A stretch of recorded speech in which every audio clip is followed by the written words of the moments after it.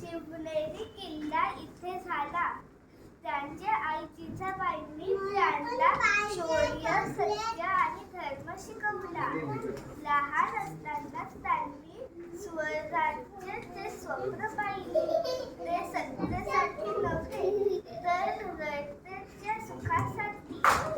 त्यांनी स्त्रियांचा सन्मान केला, सर्व धर्मांचा आदर केला. गरीब शेतकरी आणि सैनिक यांना आपल्या कुटुंबासारखे जपले.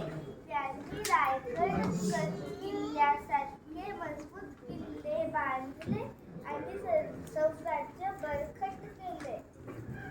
महाराज फक्त पराक्रमी योद्धे नव्हते तर दयाळू आणि न्यायप्रिय राजा होते. म्हणूनच ते आजही आपल्या हृदयात जिवंत आहे.